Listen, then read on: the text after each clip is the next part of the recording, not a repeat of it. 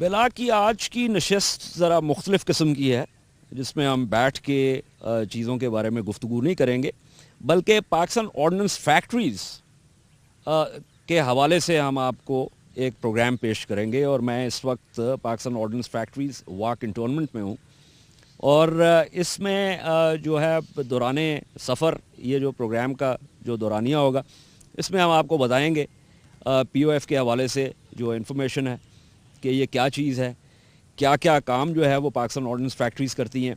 बहुत से लोगों का ख्याल है कि POF जो है वो सिर्फ़ हथियार बनाने तक महदूद है। ये बात जो है वो गलत है, क्योंकि POF बहुत से ऐसे काम करते हैं जो कि non military non kinetic production से जिसका ताल्लुक़ है, और उन तमाम चीज़ों के हवाले से हम बात करेंगे। ये मैं ज़रूर कहता चलूँ कि हमारा ये जो विज़िट है इसमें POF की तमाम तर कारकर्दगी का अहाता नहीं हो सकता, लेकिन हमारी कोशिश होगी कि कम से कम जो काइनेटिक जो प्रोडक्शन है जिसमें वेपन्स एम्यूनिशन है वो आप तक लेके आएँ, और उसके अलावा जो नॉन काइनेटिक जो प्रोडक्ट्स हैं उसके हवाले से भी आपको इन्फॉर्मेशन दी जाए। जब 14 अगस्त 1947 का सूरज तलू हुआ तो बरे-सग़ीर दो मुल्कों में तकसीम हो चुका था। तकसीम के वक्त 16 ऑर्डिनेंस फैक्ट्रीज थीं जो सब की सब उन इलाकों में थी जो भारत की सरजमीन बन चुके थे। पाकिस्तान के हिस्से में कोई ऑर्डिनेंस फैक्ट्री नहीं आई। अंदरी हालात, पाकिस्तान के पहले वजीर आजम लियाकत अली खान ने फैसला किया कि पाकिस्तान में ऑर्डिनेंस फैक्ट्री की बुनियाद डाली जाए। लियाकत अली खान के इस फैसले को उनके कत्ल के बाद ख्वाजा नाज़मुद्दीन ने तकमील के मराहिल की तरफ डाला और 28 दिसंबर 1951 को पाकिस्तान ऑर्डिनेंस फैक्ट्रीज POF का संगे बुनियाद रखा गया। आज कमोबेश 66 साल के बाद POF पाकिस्तान की दिफाई जरूरियात के लिए रीढ़ की हड्डी की हैसियत रखती है। POF की फंक्शनिंग के पैरामीटर्स POF बोर्ड ऑर्डिनेंस 1961 में वाजे किए गए। बाद में ये ऑर्डिनेंस पार्लियामेंट की एक्ट की शक्ल में ढाला गया। POF की प्रोडक्शन के दो हिस्से, दिफाई पैदावार जो 14 फैक्ट्रियों पर मुहित है और पाकिस्तान की मुसल्लह अफवाज के लिए मुख्तलिफ हथियार और गोला बारूद बनाती हैं, और इसके अलावा ये फैक्ट्रीज एक्सपोर्ट्स भी करती हैं। दूसरा हिस्सा कमर्शियल पैदावारी हिस्सा है जो 15 सब्सिडियरी यूनिट्स पर मुश्तमिल है। ये दोनों कंपोनेंट्स मिलकर हुकूमत पाकिस्तान को सालाना करीबन 2 अरब रुपए टैक्सेस की मद में देते हैं। पिछले साल POF ने बरामदात की मद में $100 मिलियन का ज़र मुबादला कमाया और गुज़श्ता 5 सालों में करीबन 25 अरब रुपए रिसाइकिल किए। POF इस रिसाइकलिंग को दो जरूरियात के लिए इस्तेमाल करती है, पुराने प्लांट्स और सिस्टम्स को अपग्रेड करने के लिए और अपने बजट में कमी बेशी को पूरा करने के लिए। अपनी तमाम तर मेहनत के बावजूद POF कई मुश्किलात से दो चार है, जिसका जिक्र हम आगे चलकर करेंगे। यहां मैं ये भी कहता चलूं कि पाकिस्तान की तारीख में यह पहली दफा हुआ है कि किसी निजी टेलीविजन चैनल को, in this case capital TV को, इजाजत दी गई कि वो कैमरे उन प्रोडक्शन फ्लोर्स पर भी लेकर जाएं जहां फौजी और लीथल प्रोडक्ट्स बनाए जाते हैं। इसलिए आज का ये बेलाग, जैसे मैंने इब्तदाइये में कहा था, आज उन फैक्ट्री फ्लोर्स से आपकी खिदमत में लाया जा रहा है। इस वक्त हम वेपन्स असेंबली की जो शॉप है उसके फ्लोर पे हैं और हमारे साथ उज़ैर साहब हैं जो हमारे गाइड भी हैं। उज़ैर साहब बहुत शुक्रिया। ये बताइए कि ये तो आपने कुछ डिस्प्ले किया हुआ है। जी सर, बेसिकली जैसे आपने मेंशन किया है कि ये असेंबली शॉप है। वेपन्स फैक्ट्री की 6 डिफरेंट शॉप्स हैं जहाँ पे डिफरेंट कंपोनेंट्स मैन्युफैक्चर करने के बाद यहाँ पे लाए जाते हैं और उन्हें असेंबल करके एक वेपन की शेप दी जाती है। यहाँ पे हमने अपने विजिटर्स के लिए अपनी तमाम प्रोडक्ट लाइन को डिस्प्ले किया है। हमारे बेसिकली 3 वेपन्स हैं, एक MP5 की लाइन है, एक G3 की लाइन है और दूसरी MG3 की लाइन है। MP5 और G3 जो है हेकलैंड कोर से टेक्नोलॉजी एंड ट्रांसफ़र है हमारा, और MG3 भी हमारा जर्मनी से टेक्नोलॉजी ट्रांसफ़र है। आप ये देख सकते हैं कि ये अच्छा, ये जो आपका ये बुनियादी तौर पे MP5 की जो आपकी लाइन है, ये आपके जो है क्लोज क्वार्टर बैटल वेपन्स जो हैं वो हैं, और इसमें POF 5 पिस्टल 9mm और जो है वो CQB, essentially a pistol with rifles characteristic. बिल्कुल बिल्कुल इसी तरह ही है, आप बिल्कुल सही कह रहे हैं। इसके अंदर हमारे 2 डिफरेंट वर्जन्स हैं जो कि एक सेमी ऑटोमेटिक और ऑटोमेटिक वेपन्स हैं। जो सेमी ऑटोमेटिक हमारे वर्जन्स हैं उसके अंदर सेमी ऑटोमेटिक इरिवर्सिबल वेपन्स हैं जो कि हम कमर्शियल मार्केट के अंदर ऑफर करते हैं, और जो ऑटोमेटिक वेपन्स हैं वो हमारी असॉल्ट पर्पज़ के लिए हमारी जो आर्म फोर्सेस हैं वो इस्तेमाल करती हैं। अच्छा, इसमें अगर इसको मैं उठा लूँ। जी जी। अच्छा, इसको ज़रा थोड़ा सा हमारे नाजरीन के लिए एक्सप्लेन करें। एक तो ये बताइए कि इसकी जो फायर सिलेक्टर है, ये इसमें दो दो सिलेक्शंस हैं, एक इसका सेफ है और दूसरा इसका सिंगल शॉट है। जी जी, सिंगल शॉट। बेसिकली ये सेमी ऑटोमेटिक इरिवर्सिबल वेपन है, और इरिवर्सिबल वेपन से मुराद वो वेपन जो कि ऑटोमेटिक वेपन के तौर पे कन्वर्ट नहीं किया जा सकता। ये जर्मन नोमेनक्लेचर है। S stands for safety. अगर सेफ्टी के ऊपर आपकी नॉब है तो फिर आप ऑपरेट नहीं कर सकते। और ई सिंगल फायर, और आपको हर बुलेट फायर करने के लिए ट्रिगर प्रेस करना पड़ेगा।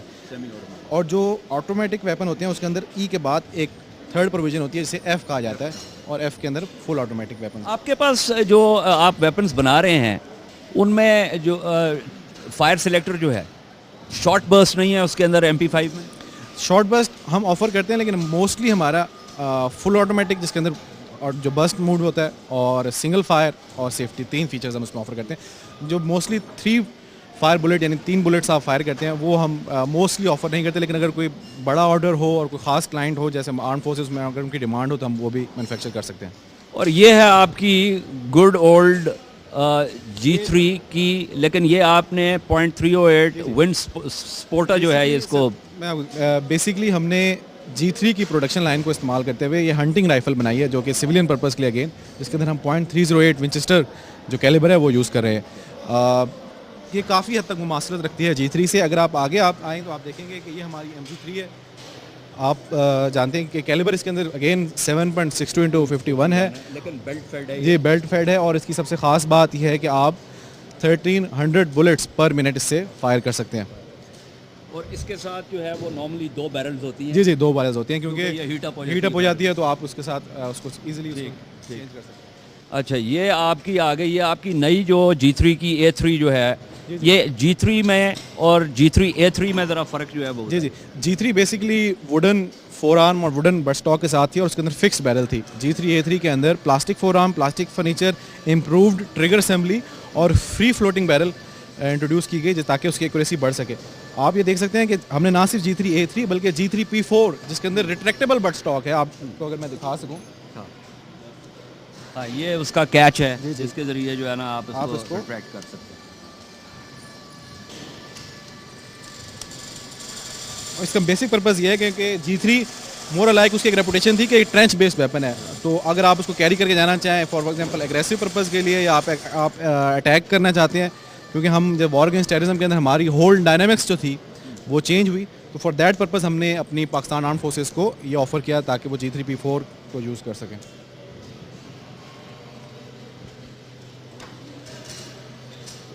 अच्छा, अभी भी हम G3 की लाइन में ही हैं, और ये आपकी G3S जो है ये क्या है? इसमें एक पिकेटनी रेल भी आपने लगाई है। जी, बेसिकली एक जनरल ट्रेंड है कि आप हर वेपन के कार्बाइन वर्जन, जैसे स्मॉलर वर्जन कहते हैं, जिसमें आप बैरल लेंथ को शॉर्ट करते हैं, उससे ये होता है कि आपकी रेंज थोड़ी सी कम हो जाती है और आप एक शॉर्टर लेंथ के साथ एक वेपन ऑफर करते हैं, तो लेकिन वेलोसिटी जो है वो बढ़ जाती है। वेलोसिटी बढ़ जाती है। तो उसी पर्पज़ के लिए हमारे पास ये G3S है, जिसके अंदर हमने folding but stock, again purpose वही है कि आप फॉर एग्जांपल आप गाड़ी में बैठे हैं, आप ट्रैवल कर रहे हैं, जैसे आपने देखा होगा पोजीशंस होती हैं जो हमारे सोल्जर्स की, उसके अंदर उन्हें आसानी से वो इसे कैरी कर सकें। और इसकी रेंज जो है, जो आम G3 A3 राइफल है उसकी रेंज 400 मीटर्स थी, इसकी रेंज 300 मीटर्स तक इसकी इफेक्टिव रेंज है। और अगेन ये कार्बाइन वर्जन है, इसके अंदर उसकी बैरल को छोटा किया गया है और उसका G3 का कार्बाइन वर्जन इंट्रोड्यूस किया गया है। डिटेक्टेबल बट स्टॉक है, इसमें आप उसको इजीली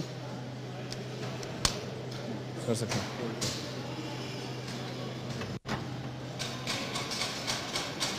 हाँ, ये जो है आपकी AZB DMR जो है, ये बड़ा इंटरेस्टिंग वेपन है। ज़रा हम देख रहे हैं इसका बाईपॉड भी है, इसके साथ स्कोप भी लगा हुआ है। ये थोड़ा सा एक्सप्लेन करें ये कि ये DMR जो है ये क्या चीज़ होती है और इसका जो है। जी सर, ये हमने अब जो हमारा ऑपरेशन चल रहा है ज़रब अज़ब, उसके नाम से इसको अज़ब का नाम दिया है।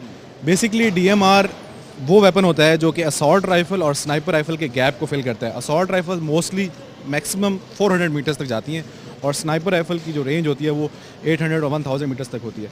तो क्योंकि एक इकोनॉमिकल पॉइंट ऑफ व्यू से एक आर्मी के लिए बहुत मुश्किल होता है कि वो एक स्नाइपर शूटर को ट्रेन करे, उसके लिए रिसोर्सेज बहुत चाहिए होते हैं, तो उस गैप को फिल करने के लिए एक इंटरनेशनल ट्रेंड है जिसमें DMR राइफल्स इंट्रोड्यूस की जाती हैं। तो हमने भी अपनी आर्म फोर्सेस को उसके साथ इक्विप रखने के लिए DMR, जो कि हमारी डेजिग्नेटेड मार्क्समैन राइफल है, जो कि की प्रोडक्शन लाइन को यूटिलाइज़ करते हुए उसमें ये इंट्रोडक्शन की, जिसके अंदर क्योंकि आपकी रेंज 400 से बियॉन्ड चली जाती है तो आप नेकेड आई से उसको देख नहीं सकते, तो फॉर दैट पर्पज़ हमने स्कोप यूज़ की है, बैरल लेंथ को इंक्रीज़ किया ताकि आपकी रेंज बढ़ सके। और अगेन ये सेमी ऑटोमेटिक वेपन है जिसके अंदर बाईपॉड की फैसिलिटी भी दी गई है। और ये नाजरीन मैं बताता चलूँ कि ये जो बात कर रहे हैं उदैर साहब के सेमी ऑटोमेटिक, इसका अगर हम इस तरफ मैं जाऊँ तो यहाँ पे यहाँ पे ऑटोमेटिक अगर आप हाँ, ये इसका फायर सिलेक्टर जो है वो, इसका जो फायर सिलेक्टर है, आप हाँ अगर मैं कैमरे को दिखा सकूँ, हाँ यहाँ से आप देखिए इसका फायर सिलेक्टर है। आप देख सकते हैं कि ये सेफ्टी और ये यहाँ पे सेमी ऑटोमेटिक, यहाँ पे सिंगल शॉट उसमें किया जाता है क्योंकि बेसिकली ये प्रिसीजन शूटिंग के लिए इस्तेमाल की जाती है, तो इसमें बर्स्ट मोड की जो है वो ऑप्शन नहीं दी जाती। अच्छा, ये जो है जो अभी उदैर साहब समझा रहे थे, अब मैं आपको ये दिखाना चाह रहा हूँ एक इस पे आने से पहले इसका जो स्कोप है ये आप लोग खुद बनाते हैं या ये आप जो है वो वेंडर से लेते हैं? नहीं, ये अनफॉर्चुनेटली क्योंकि पाकिस्तान में अभी ऑप्टिक्स की जो इंडस्ट्री है या जो फील्ड है वो भी इतनी ज़्यादा मेच्योर नहीं हो सकी और हम बेसिकली मैकेनिकल सेटअप हैं, तो ये हम बाहर से जो दुनिया की बेस्ट टॉप 2-3 जो स्कोप्स हम ऑफ़र करते हैं, जो हमारा कस्टमर है जो उसके साथ उसकी प्राइस उसको फिजिबल लगे वो उसको परचेज़ कर सकता है। बिला की एक दिलचस्पी POF के एक नए प्रोडक्ट में भी थी। POF revealed it in 2008। इसे POF-I या POF-I का नाम दिया गया। अपने कॉन्सेप्ट में ये इसराइली कॉर्नर शॉट से मुशाबियत रखता है और यूं समझिए कि एक तरह की एडवांस्ड रोनी किट है। ये किट जिसके आगे मुख्तलिफ कैलिबर्स के पिस्तौल लग सकते हैं, एक LCD कैमरा के जरिए फायरर मुख्तलिफ जावियों से फायर कर सकता है, इसके आगे एक टॉर्च और लेजर पॉइंटर भी लगा हुआ है। तो हमने सोचा कि इस प्रोडक्ट के हवाले से हम उज़ैर साहब से बात करें और उनसे पूछें कि वो इसको एक्सप्लेन करें। बेसिकली ये एक प्लेटफॉर्म है जिसके ऊपर हम अभी ऑफ़र कर रहे हैं कि आप कोई भी 9mm पिस्टल इस पर माउंट कर सकते हैं। बेसिक इसका एडवांटेज ये है कि आप अपने आप को एक्सपोज किए बगैर अपने एनिमी को टारगेट कर सकते हैं। ये 60 डिग्रीज दोनों साइड पे इसको आप मूव कर सकते हैं। इसमें कैमरा इंस्टॉल्ड है, फिर इसमें टॉर्च लाइट की फैसिलिटी भी है और पॉइंट इंडिकेशन भी इसमें आप देख सकते हैं। प्लस ये है कि आप एक सिंपल नेटवर्क कनेक्शन बना के एक कंट्रोल रूम इस्टेब्लिश कर सकते हैं, जिससे फ़ायदा ये होगा कि जिस सोल्जर के पास ये होगी उसके कैमरे से नज़र आने वाले तमाम मनाजिर वहाँ पे देखे जा सकेंगे और वहाँ से बेहतर उसको इंस्ट्रक्शंस दी जा सकेंगी। अच्छा, मैं चाह ये रहा हूँ कि लेट सपोज कि वहाँ पे जो है ना थ्रेट है, आप यहाँ पे कवर लेके और हम कैमरे से जो है वो दिखाना चाहेंगे, आप कवर लेके हम आपके कैमरे में देखेंगे कि ये इधर से लाएं, इसके कैमरे में जो है वो देखें आप। ये देखें नाज़रीन, वो इस वक्त आड़ से कवर लेके वो वहाँ पे दूसरी तरफ जो कुछ है वो आप उसके कैमरे में देख सकते हैं। The pistol is moving towards the target और इसमें लेज़र पॉइंटर भी है जिसके ज़रिए जो है वो टारगेट को आप पॉइंट भी कर सकते हैं। और ये एक प्रोडक्ट है जो कि POF ने ख़ुद इंडिजिनसली जो है वो बनाया है और ये वॉर ऑन टेरर में जो है वो बहुत ज़्यादा इस्तेमाल होता है। POF-I को देखने के बाद ये मुमकिन नहीं था कि उसे इस्तेमाल ना किया जाए, तो हम इंडोर फायरिंग रेंज पे गए ताकि इसकी परफॉर्मेंस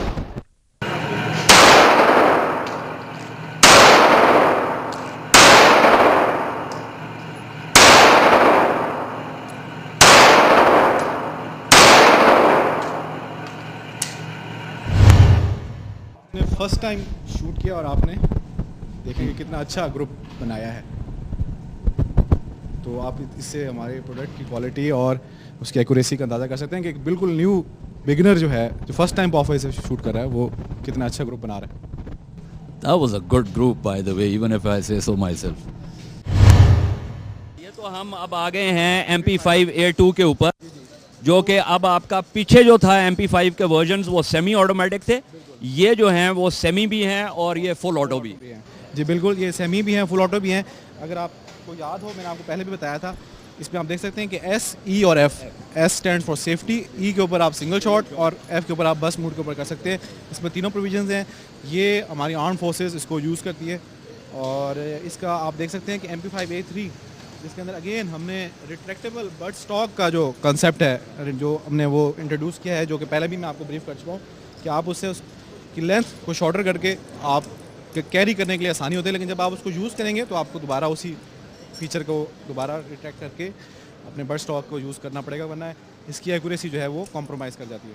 अच्छा, इसमें मैं एक और चीज़ भी आपको कहता चलूँ कि इसकी जो फील्ड स्ट्रिपिंग है वो इसकी भी और G3 की भी वो बहुत आसान, जिसमें आपको कोई टूल इस्तेमाल नहीं करना पड़ता। ये इस वक्त जो है ये G3 जो है वो फील्ड स्ट्रिप हुई हुई है। और हमारे साथ उदैर साहब तो हैं ही हमारे साथ। आपका क्या नाम है जी? मोहम्मद इस्माइल। जी, इस्माइल साहब भी हमारे साथ हैं। इस्माइल साहब ज़रा बताएं कि क्या क्या है ये मामला।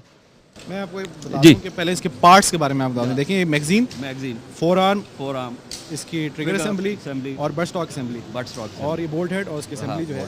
और इस्माइल साहब जो हैं आपको देखेंगे कि बहुत ही जल्द मिनिमम टाइम के अंदर इसको असेंबल और डिसअसेंबल करके आपको दिखाएंगे। ये ज़रा देखिए, ये इस वक्त जो है वो असेंबल कर रहे हैं इसको।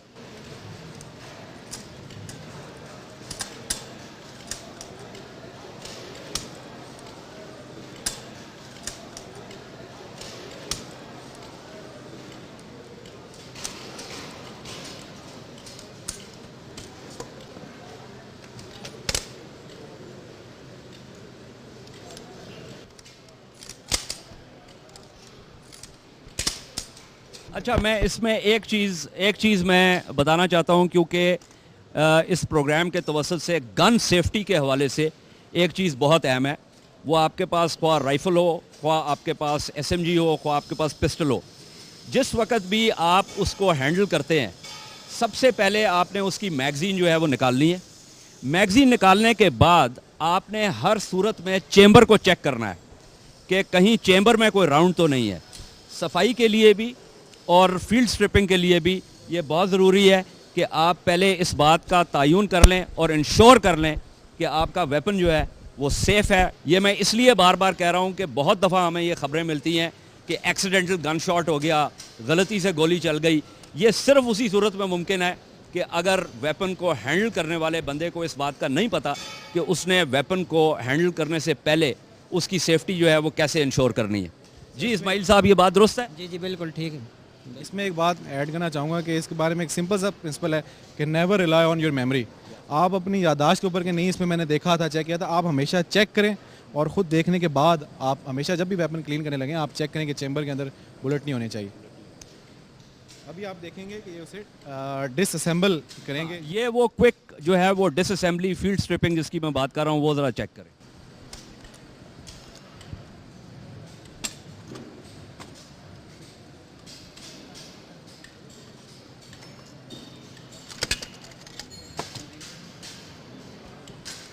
ये मैं बात कर रहा था कि इसको इस तरीके से मॉड्यूलेट किया जाता है। आपके पास वक्त थोड़ा होता है हालत जंग में ख़ास तौर पे, तो एक ट्रेंड सोल्जर जो है वो इसको क्विकली फील्ड स्ट्रिप कर सके, इसको जल्दी से इसको साफ़ कर सके और वापस इसको असेंबल करके लड़ाई के लिए जो है वो हथियार को तैयार कर सके। असेंबली शॉप के अंदर डिफरेंट असेंबली लाइंस हैं, जिसके अंदर इस तरफ MG3, यहाँ पे G3 और हमारे वर्कर्स जो हैं उसको असेंबल कर रहे हैं। और आप देख सकते हैं कि तमाम वेपन्स यहाँ पे असेंबल किए जा रहे हैं। टेस्टिंग के हवाले से आपको बताऊँ, किसी भी प्रोडक्शन लाइन के लिए मुख्तलिफ प्रोसीजर्स होते हैं। फॉर एग्जांपल बाज़ बात ये किया जाता है कि एक लॉट तैयार की जाती है, उस लॉट में से कुछ आइटम सेलेक्ट कर लिए जाते हैं। वेपन्स की नेचर के हवाले से वेपन्स की 100% टेस्टिंग की जाती है। हर वेपन को 100% टेस्ट एंड ट्रायल किया जाता है और उसके 3 प्रोसीजर्स या 3 स्टेप्स हैं। सबसे पहले फंक्शनल ट्रायल किया जाता है। ये देखा जाता है कि वेपन जिस मकसद के लिए बनाया गया है क्या वो फायरिंग कर रहा है या नहीं। उसके बाद जिसे फैक्टर ऑफ सेफ्टी या टॉलरेंस कहते हैं, उसमें मद्देनज़र रखते हुए उसमें हाई प्रेशर राउंड्स फायर किए जाते हैं। क्या ये नॉर्मल प्रेशर जो कि यूज़ हो रहा होता है कैलिबर का, क्या उसको विथस्टैंड कर सकता है। जब इन 2 पैरामीटर्स पे वेपन क्वालिफाई कर जाता है तो फाइनली उसे एक्यूरेसी के लिए भेजा जाता है। एक्यूरेसी का टेस्ट किया जाता है, उसमें उसकी चेक की जाती है कि क्या उसकी वेपन की एक्यूरेसी जो गिवन पैरामीटर है उसके अंदर है या नहीं। अच्छा, वो चूँकि आपने वेपन की एक्यूरेसी की बात की, तो ज़रा ये भी थोड़ा सा नाजरीन, ये भी बहुत एक अहम चीज़ है, हर वेपन का एक मिनट ऑफ एंगल होता है, MOA जिसे कहा जाता है। उज़ैर साहब, ये जो आपकी जो प्रोडक्शन लाइन में जो MP5 की है, G3 जो है, ये मिनट ऑफ एंगल क्या है?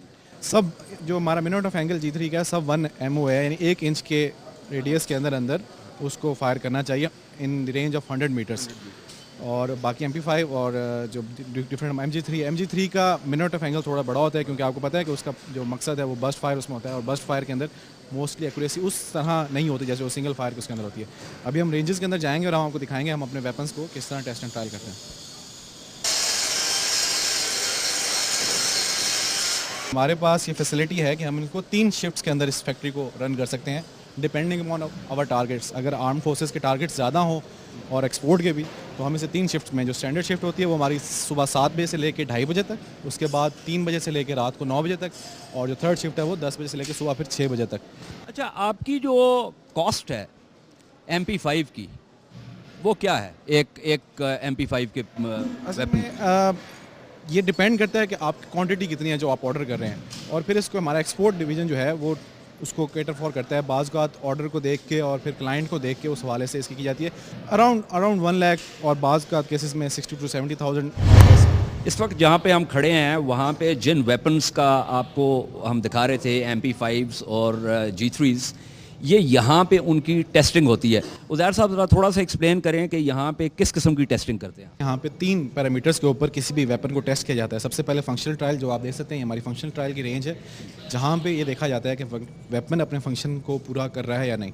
फिर उसको हाई प्रेशर रेंज में लेके जाता है, जहाँ पे उसके ऊपर हाई प्रेशर राउंड्स फायर किए जाते हैं, और फाइनली उसको एक्यूरेसी रेंज में लेके जाया जाता है।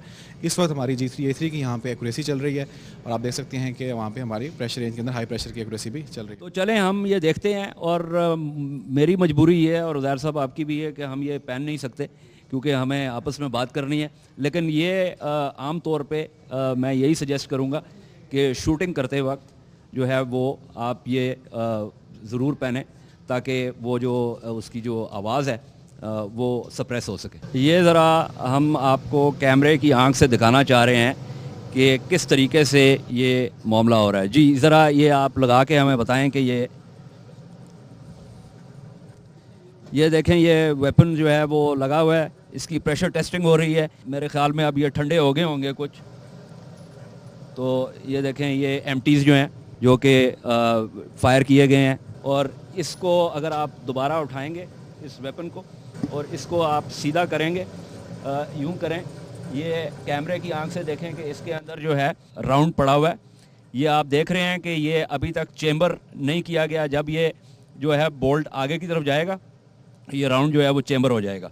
जी इसको ज़रा हमें बताएं किस तरह आप इसकी टेस्टिंग करते हैं? ये क्योंकि हाई प्रेशर राउंड्स है, और इसके लिए यहाँ पे पूरा सेफ्टी इक्विपमेंट लगाया गया है, ताकि अगर इन केस खुदा ना खास्ता कोई मिसहैप हो तो जो साथ में ऑपरेटर है वो उसको कोई नुकसान ना पहुँचे, और इसको फिक्स किया गया ताकि ह्यूमन एरर को एलिमिनेट किया जा सके। और अब ये कवर इसका लगा देंगे और फिर उसके बाद ये फायर करेंगे। जी दिखाइए हमें। जी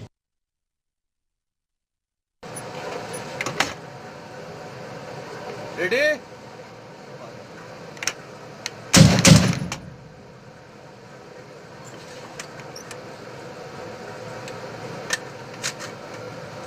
ये आपने डेमोन्स्ट्रेशन देखा हाई प्रेशर टेस्टिंग का, और ये जो उज़ैर साहब बता रहे थे कि इसको इसलिए बंद किया जाता है कि अगर किसी किस्म का कोई मैल फंक्शन हो जाए तो उससे जो ऑपरेटर है उसको कोई नुकसान ना पहुंचे। उज़ैर साहब ये बताइए कि ये जो रैक पे इस वक्त जो G3s पड़ी हुई हैं, इनके ऊपर ये जो लिखा गया है, ये वो हैं जो टेस्ट हो चुकी हैं? जो टेस्ट कर दी जाती हैं उनके ऊपर फिर मार्किंग कर दी जाती है। यहाँ पे हमारा क्वालिटी एश्योरेंस का जो डिपार्टमेंट है वो यहाँ पे उनका रेप मौजूद होता है। हर वेपन को, जैसे मैंने आपको पहले बताया था कि 100% वेपन्स को टेस्ट किया जाता है, उसके बाद यहाँ पे मार्किंग कर दी जाती है। मैं यहाँ पे अगर आपको दिखा सकूँ तो यहाँ पे फंक्शनल ट्रायल जो है वो किया जा रहा है, जो कि पहला पार्ट होता है जिसमें देखा जाता है कि वेपन फंक्शनल के पॉइंट ऑफ व्यू से ओके है या नहीं है।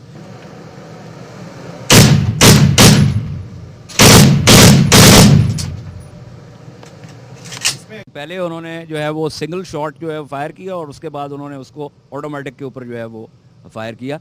और ये एसेंशली जो फंक्शनल टेस्ट है उसका मकसद ये है कि जो इसका पर्पस है वेपन का, वो अपना बुनियादी मकसद जो है वो पूरा कर रही है। Is that correct? जी जी बिल्कुल ऐसे ही है, आपने बिल्कुल ठीक कहा। ये बहुत ही कमाल का वेपन है। ये बाईपॉड के साथ जो है लाइट मशीन गन के तौर पे इस्तेमाल होता है, ट्राईपॉड के साथ ये मशीन गन के तौर पे इस्तेमाल होता है, और ये इसेंशली 1300 राउंड्स पर मिनट जो है इसका रेट ऑफ फायर है। बेल्ट फेड वेपन है ये, और इसका कमाल ये है फायरर का, ये नहीं है कि वो कितना जो है वो फायर कर सकता है, वो ये है कि एक ट्रिगर पुल में कितने कम राउंड्स जो है वो फायर कर सकता है।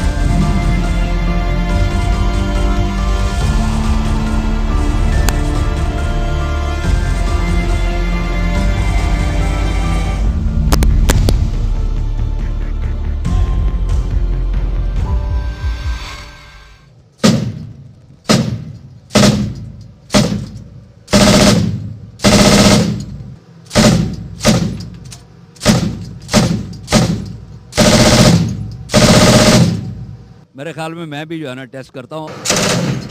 ये आपने देखा नाजरीन कि मेरी एक ट्रिगर पुल में कितने राउंड जो है वो निकल गए, और इनका कमाल ये था कि इन्होंने एक एक राउंड जो है वो उसमें से निकाला। मैं कोशिश कर रहा था कि अपनी फिंगर जो है वो स्लाइड करूं इसके ऊपर, ताकि वो स्क्वीज की तरफ ना जाए, बल्कि सिर्फ इस हद तक स्क्वीज करके स्लाइड हो जाए कि वो राउंड जो है वो कम से कम निकले। आपने वैसे कमाल किया, वैसे मैं I have to give that to you. थोड़ा सा एक्सप्लेन करें कि ये एक्यूरेसी मशीन जो है ये किस तरह ऑपरेट करती है। बेसिकली ये 100 मीटर्स के ऊपर सेट है, और आप देख सकते हैं कि वहाँ पे टारगेट शीट लगा दी गई है। ऊपर आप अगर आप देखें तो दोनों तरफ आप देख सकते हैं कि वहाँ पे 4 डिस्प्ले है, यहाँ से फायर करेंगे।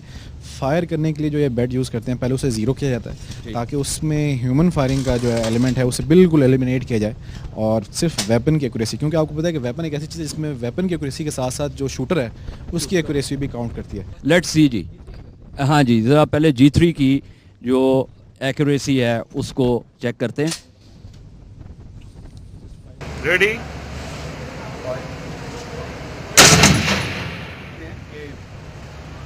अभी वेपन को अपने बेड को अलाइन कर रहे हैं, उसके जो एरर है उसको ज़ीरो कर रहे हैं, और उसके बाद फिर वो वेपन को टेस्ट करेंगे।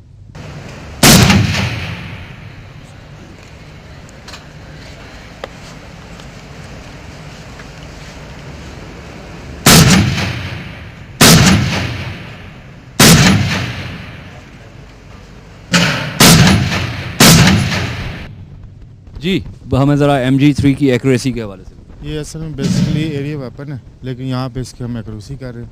इसका क्राइटेरिया है कि इसका 19 सेंटीमीटर का सर्कल है, और 14 गोलियाँ फायर करेंगे बैरल के दोनों साइड से, मतलब 7 एक साइड से और 7 दूसरी साइड से। 14 गोलियाँ जब फायर होंगी फिर उनका MPI, जैसा कि वो आप देख रहे हैं और येलो में और ब्लैक में, ये दोनों साइडों का MPI, इन दोनों साइडों का MPI जो है बीच में आना चाहिए 90 सर्कल के अंदर, और उस MPI से जो 20 सेंटीमीटर गोली होती है दूर, वो एक्सेप्ट। ज़रा बताइए करके।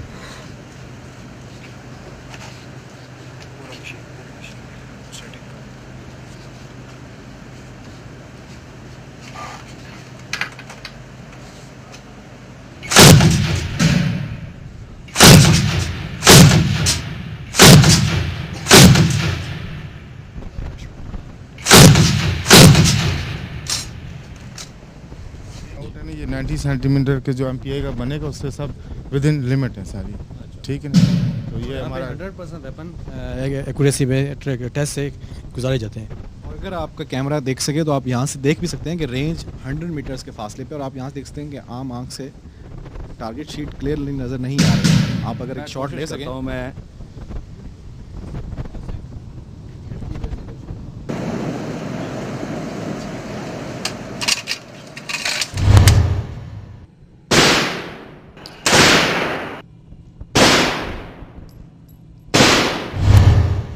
इस वक्त जहाँ पे हम खड़े हैं यहाँ पे फ्यूजेस जो है वो बनते हैं, अब ये फ्यूज़ेस क्या होते हैं और उनका क्या फंक्शन है, क्या अहमियत है, उसके हवाले से उज़ैर साहब जो कि हमारे मुस्तकिल गाइड हैं इस सफ़र में, जो हम आपके सामने कैमरे की आंख से कलमबंद कर रहे हैं।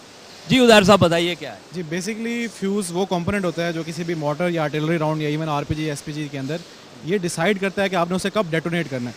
तो आप कह लेंगे उसका ब्रेन है।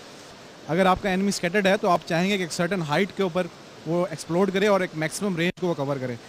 तो ये शॉप हमारी सबसे बड़ी शॉप है in terms of machinery PUF की और in terms of female workers भी। और ये शॉप के इंचार्ज हमारे साथ वकास, ये मेरे बैचमेट भी हैं, मेरे कोलीग हैं बहुत अच्छे। ये आपको मुख्तलिफ टाइप्स जो हम यहाँ पे बना रहे हैं उसके बारे में आपको ब्रीफ करेंगे। जी वकास साहब। बेसिकली फ्यूज़ का जो बेसिक पर्पज़ है वो एम्यूनेशन की सेफ्टी के लिए यूज़ किया जाता है कि फ्यूज़ अपने आप को अनआर्म कंडीशन में सेफ रखे। और सेकंड ये होता है कि जब आप इसको आर्म करें, फायर करें, तो ये अपने टारगेट को प्रॉपर्ली हिट भी करे और अपने एक्सप्लोजन को एक्सप्लोर भी करे, जो बेसिक इसकी नीड है। यहाँ पे फ्यूज़ बेसिकली 3 टाइप्स के बने हैं, जिसमें हमारे पास इम्पैक्ट बेस्ड फ्यूज़ है, हमारे इलेक्ट्रोमैकेनिकल फ्यूज़ है और इलेक्ट्रॉनिक्स टाइप बेस्ड फ्यूज़ है। जो हमारे पास इम्पैक्ट बेस्ड फ्यूज़ है वो हमारे पास मोटर फ्यूज़ हैं, जो 60 एम मोटर के लिए और 81 एम मोटर के लिए हम लोग यूज़ करते हैं। जो हमारे पास प्रॉक्सिमिटी फ्यूज़ है हम बेसिकली इलेक्ट्रोमैकेनिकल फ्यूज़ कहते हैं, हमारे पास 105 से लेकर 155 तक के एम्यूनेशन के लिए यूज़ किया जाता है। जो हमारा इलेक्ट्रॉनिक बेस्ड फ्यूज़ है वो हमारा डेवलपमेंट का फ्यूज़ है, वो फिलहाल डिस्प्ले है लेकिन अंडर प्रोडक्शन नहीं है, अंडर डेवलपमेंट की फेजेस पे है। इसके अलावा हमारे पास जो फ्यूज़ेस हैं जो रेड शॉप में आ रहे हैं ये सारे प्रोडक्शन लाइन में हैं। इनके जो एनुअल कैपेसिटी है पर एनम जो हम लोग इसको प्रोड्यूस करते हैं वो 5 लाख फ्यूज़ेस पर एनम बना रहे हैं इसको हम लोग। और जो हमारे जो ब्लू में कलर में आपको डिस्प्ले फ्यूज़ नज़र आ रही हैं हमारे डेवलपमेंट के फ्यूज़ हैं, जो हमारे आर्मी, नेवी और एयर फोर्सेस की रिक्वायरमेंट है उसके अंदर हम लोग इसको फर्दर प्रोड्यूस करते हैं। इस शॉप में हमारे पास कन्वेंशन मशीन्स भी हैं और हमारे पास एडवांस CNC मशीन भी अवेलेबल है, जो कि स्प्रिंग स्पिंडल मशीन हम लोग यूज़ करते हैं। फर्दर हमारे पास इन फ्यूज़ के अलावा जो हमारे पास अदर एमओ के कंपोनेंट्स जो हैं, जो हम लोग बाकी पीएफ के स्टोर्स को जो शॉप्स हैं या जो एक्सपोर्ट कंपोनेंट को प्रोड्यूस कर रहे हैं, जिनके हमारे लूज कंपोनेंट्स की फॉर्म है, ये इसका डिस्प्ले मौजूद है। और आपकी शॉप में सबसे ज़्यादा तादाद है ख़वातीन वर्कर्स की भी? हमारे पास स्ट्रेंथ टोटल 700 स्ट्रेंथ है, जिसमें हमारे 153 फीमेल स्ट्रेंथ है, रिमेनिंग पर आर मेल्स। शॉप हमारी 24 आवर चल रही है और रेगुलर प्रोडक्शन है विद आवर टाइम 100% चल रही है। ये वकास साहब हमें बता रहे थे, जैसे पहले उज़ैर साहब ने भी बात की कि फ्यूज़ेस जो हैं उनका क्या काम होता है। वकास साहब ने एक्सप्लेन किया 3 मुख्तलिफ़ किस्म के जो है फ्यूज़ेस, और ये बुनियादी तौर पे फ्यूज़ जो है वो नर्व सेंटर है उस एम्यूनेशन का जो कि इस्तेमाल हमने करना है। इसमें जो है वो मोटर्स के भी हैं जो इन्फेंट्री इस्तेमाल करती है, उसके अलावा आर्टिलरी के शेल्स जो हैं उनके फ्यूज़ेस बनते हैं। आप यहाँ पे अगर आपका कैमरा ज़रा एक नज़र में इस पूरे अहाते को कवर कर सके तो बहुत सी फैक्ट्रीज़ या बहुत से सेटअप्स ऐसे हैं जिनके पास टोटल एरिया इतना नहीं होता जितना हमारी इस एक शॉप का है। तो इससे आप पीयूएफ की स्ट्रेटेजिक डेप्थ का और पीयूएफ की स्ट्रेटेजिक कैपेसिटी का अंदाज़ा लगा सकते हैं कि पीयूएफ कितना बड़ा सेटअप है और कितना बड़ा रिसोर्स और कितना बड़ा स्ट्रॉन्ग एसेट है पाकिस्तान के लिए। आपको हमने मुख्तलिफ हथियारों के हवाले से बताया और जो फैक्ट्री फ्लोर्स थे, असेंबली लाइन जो थी, उसके बाद फायरिंग रेंज पे भी लेके गए कि वहाँ पे किस तरीके से जो है वो प्रेशर्स चेक होते हैं, एक्यूरेसी, फंक्शन चेक होता है। लेकिन एक और वेपन है पाकिस्तान ऑर्डिनेंस फैक्ट्री का, और वो ये लाइट स्नाइपर राइफ़ल LSR अज़्ब। इसमें उज़ैर साहब ये बताएं कि इसके कौन कौन से कंपोनेंट्स जो हैं वो POF खुद बनाती और कौन से कंपोनेंट्स इसके जो हैं वो आउटसोर्स? जी बेसिकली जैसे आप समझते हैं कि किसी भी आर्मी के लिए स्नाइपर राइफ़ल एक बड़ा की वेपन होता है और हम इसमें लैग कर रहे थे, हम स्नाइपर राइफल्स नहीं बना रहे थे। तो हमने वेंडर बेस्ड अप्रोच को यूज़ करते हुए हमने जो इसकी कोर एक्सपर्टीज़ है, क्योंकि आपको पता है कि किसी भी वेपन में जो बैरल है वो उसके लिए हार्ट का रोल प्ले करती है। तो हमने इसकी बैरल यहाँ पे मैन्युफैक्चर की और उसको हमने एक्यूरेसी इंटरनेशनल और सर्जन के डिफरेंट कंपोनेंट्स यूज़ करते हुए, for example but stock, action, pistol grip, तो उसके साथ उसको मिक्स करने के बाद हमने उस वेपन को डेवलप किया। इस वेपन की ख़ास बात यह है कि जो वेपन आर्मी को पहले 30 से 35 लाख का पड़ता था, अब पीएफ की इस एफर्ट की वजह से हमें वो 2 से 2.5 लाख के दरमियान हम वो ऑफ़र कर सकते हैं। अच्छा, इसमें बुनियादी तौर पे एक और जो मुझे बात समझ आ रही है इंटरेस्टिंग, वो ये है कि बैरल जो है वो जब 1500-2000 राउंड फायर कर लेगी तो बाकी कंपोनेंट्स तो अपनी जगह पे बिल्कुल परफेक्टली वो हैं, तो ये राइफ़ल जो है इसकी बैरल जो है आप दोबारा बना के बिल्कुल लगा देंगे। किसी भी वेपन के अंदर जो बैरल, वेपन की जो लाइफ होती है वो बैरल लाइफ के साथ डायरेक्टली लिंक्ड होती है। तो हमने इसकी बैरल खुद मैन्युफैक्चर किए और एक्यूरेसी के अंदर, स्नाइपर की एक्यूरेसी के अंदर बैरल सबसे की रोल प्ले करती है। तो उसकी बैरल के पैरामीटर्स को हमने कंट्रोल किया है और 1000 मीटर्स के ऊपर इसकी रेंज है और ये इस वक्त नेशनल रिकॉर्ड होल्डर है और इसने 199 आउट ऑफ 200 स्कोर किया। तो ये एक पाकिस्तान के लिए और पीएफ के लिए एक प्राइड की बात है। ये आप देख रहे हैं इसका बट स्टॉक जो है वो शोल्डर की तरफ से भी एडजस्टेबल है और चीक के लिए भी एडजस्टेबल है। और स्नाइपर्स जो हैं उनको जो है लाइन पोजीशन से कई दफ़ा बहुत देर जो है वो बैठ के इंतज़ार करना पड़ता है टारगेट का। और हर स्नाइपर का चूँकि अपनी एर्गोनॉमिक्स होती हैं, अपनी जो है वो शोल्डर और आर्म लेंथ्स होती हैं, उसके हिसाब से जो है वो आप इसको बट स्टॉक को जो है वो एडजस्ट कर सकते हैं।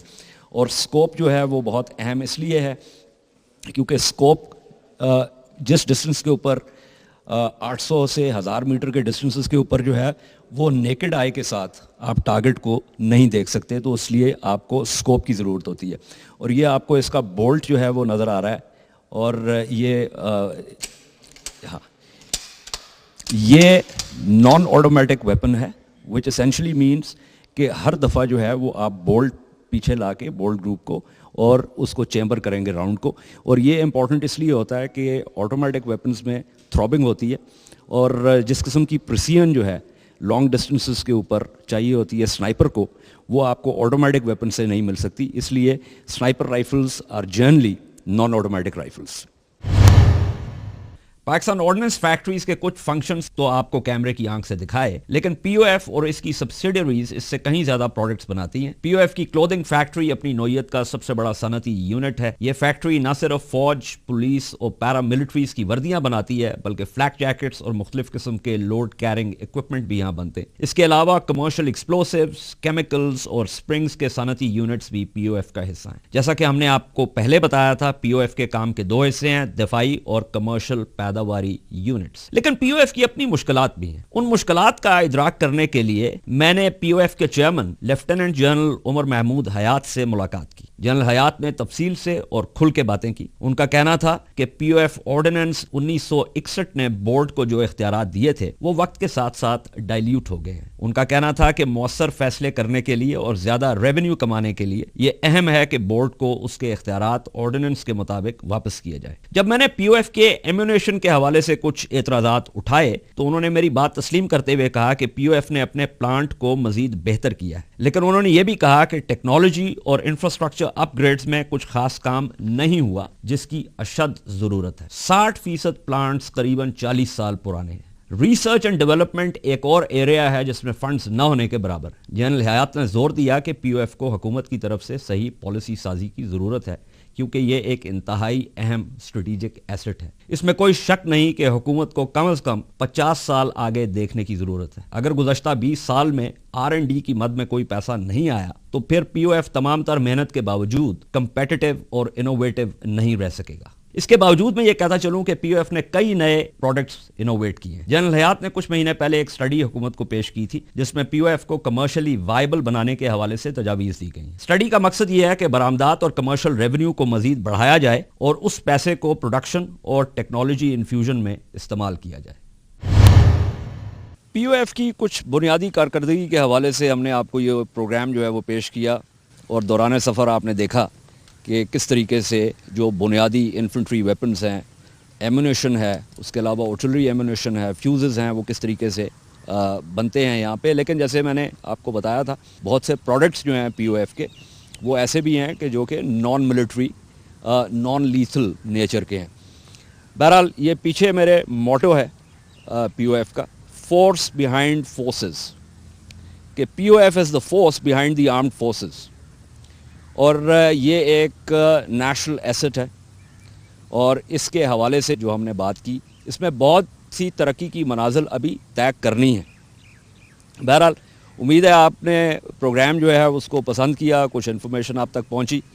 आज हमारा सफ़र यहाँ पे वाह छावनी में ख़त्म हुआ।